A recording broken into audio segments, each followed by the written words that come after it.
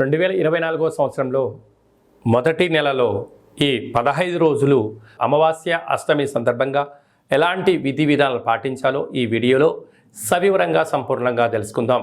మిథున రాశిలో ఏ నక్షత్రాలు వస్తనగా మృగశిర నక్షత్రంలోని 3వ పాదం, 4వ పాదం, ఆరుద్ర నక్షత్రంలోని 4 పాదాలు, పునర్వసు నక్షత్రంలోని 1, 2, 3 పాదములు కలిపితే మిథున రాశి. చాలామందికి పుట్టినటువంటి కాల సమయంలో డేటా బర్తులు సక్రమంగా లేనటువంటి కారణం చేత పేరు యొక్క మొదటి అక్షరాన్ని అనుసరిస్తూ ఆ రాశిని తెలుసుకునే ప్రయత్నం చేద్దాం. అవి ఏ అక్షరాలు ఒకసారి పరిశీలన చేద్దాం. క, కి, కు, ఖం, అజ్ఞ, ఛ, కే, కో, హ అక్షరాల వారందరూ కూడా మిథున రాశి జాతకులే. మిథున రాశి యొక్క అధిపతి బుధుడు. వీరికి అర్ధాష్టమ కేతు సంచార స్థితి ఉన్నప్పుడు చిన్న చిన్న విషయాలకు ఆందోళన చెందనక్కర్లేదు.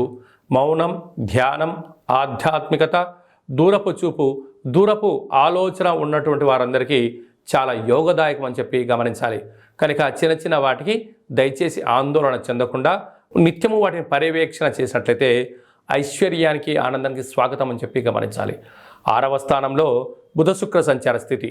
నూతనమైన పెట్టుబడులు, వ్యాపారాలు, బంగారు ఆభరణాలు, వస్తువులు, నూతన వస్త్రాలు, క్రయ విక్రయాలు ఆనందానికి కేంద్ర బిందువు అని చెప్పి గమనించాలి.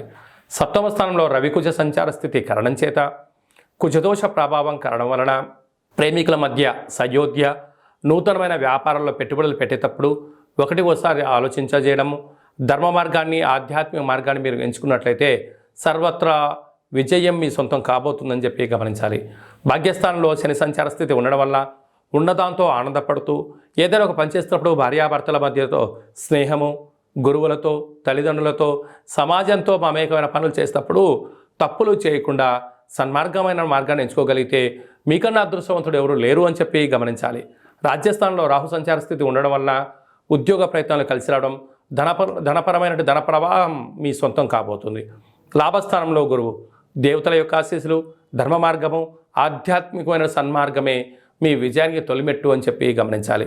కనుక ఈ అష్టమి రోజున, అమావాస్య రోజున ఈ మిథున రాశి వారు ఎలాంటి విధి విధానాలు పాటించాలి అన్నట్లయితే కళౌ వెంకటనాయక అన్నట్టుగా వెంకటేశ్వర స్వామివారికి తులసి మాలను సమర్పించినట్లయితే, కాళభైరవ స్వామివారికి మధ్యాహ్నం మీరు ఆహారంగా ఏర్పాటు చేసినట్లయితే అద్భుతమైన ఆనందం మీ సొంతం కాబోతుంది.